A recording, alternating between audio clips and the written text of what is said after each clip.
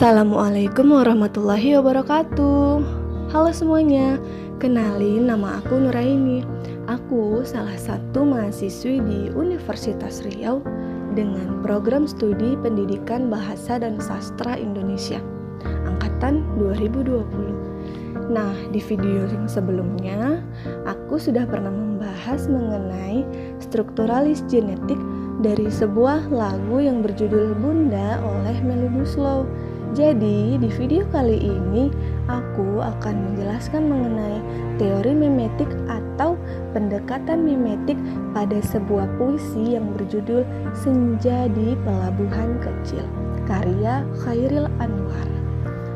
Pastinya teman-teman udah pada gak asing lagi kan dengan siapa sih Bapak Chairil Anwar ini? Nah, aku jelasin nih teman-teman.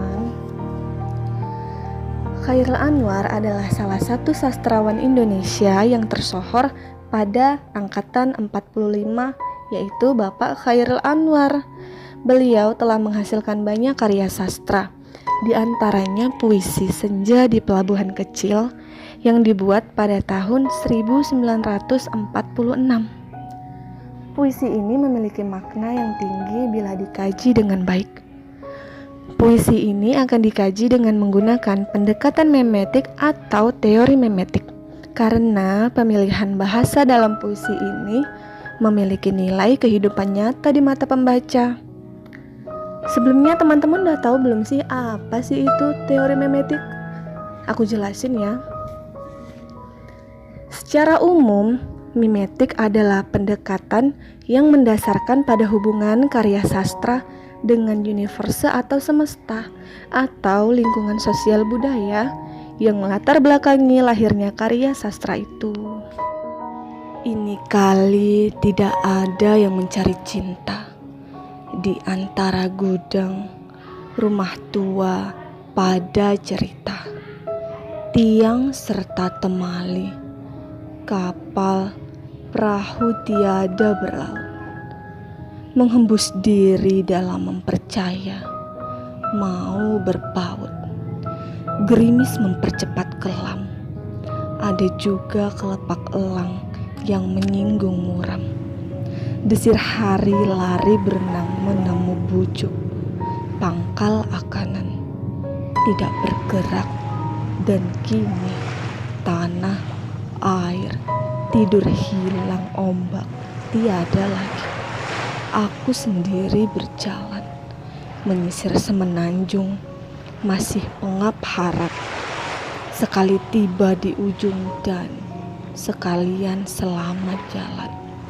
Dari pantai keempat, sejuk penghabisan bisa terdekat. Pada puisi Senja di Pelabuhan Kecil ini menceritakan cinta yang tidak dapat diperoleh lagi. Pelukis melukiskan gedung, rumah tua, cerita tiang dan temali, kapal dan perahu yang tidak bertaut. Benda-benda itu semua mengungkapkan perasaannya, sedih dan sepi. Penyair merasa bahwa benda-benda di pelabuhan itu membisu kepadanya, menghembus diri dalam mempercaya, mau berpaut. Itu terdapat pada bait ke-1 yang tadi sudah sama-sama kita simak. Selanjutnya, pada bait kedua dalam puisi Senja di Pelabuhan Kecil, perhatian penyair memfokus ke suasana pelabuhan dan tidak lagi kepada benda-benda di pelabuhan yang beraneka ragam. Di pelabuhan itu turun gerimis yang mempercepat kelam, menambah kesedihan penyair.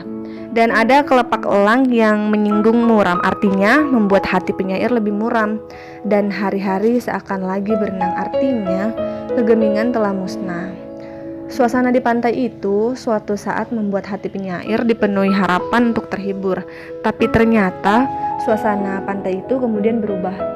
Harapan untuk mendapatkan hiburan itu musnah, sebab kini tanah, air, tidur hilang ombak. Nah, pada bait ketiga dalam puisi Senja di Pelabuhan Kecil, pikiran penyair lebih dipusatkan pada dirinya dan bukan kepada pantai dan benda-benda sekeliling pantai itu. Dia merasa aku sendiri. Artinya tidak ada lagi yang diharapkan akan memberikan hiburan dalam kesendiriannya dan kedukaannya itu. Dalam kesendirian itu, ia menyisir semenanjung. Semula ia berjalan dengan dipenuhi harapan. Namun, sesampainya di ujung, sekalian selamat jalan.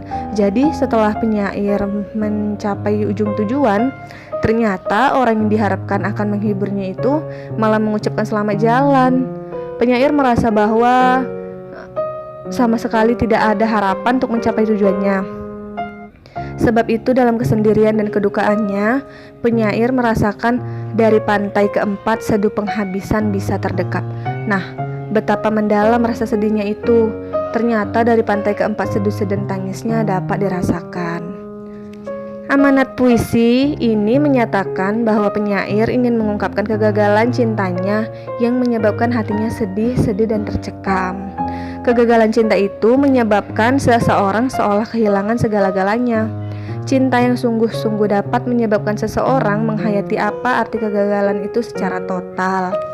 Nah, mungkin hanya ini yang bisa aku sampaikan. Lebih dan kurangnya aku mohon maaf. Terima kasih atas perhatiannya dan aku akhiri. Assalamualaikum warahmatullahi wabarakatuh.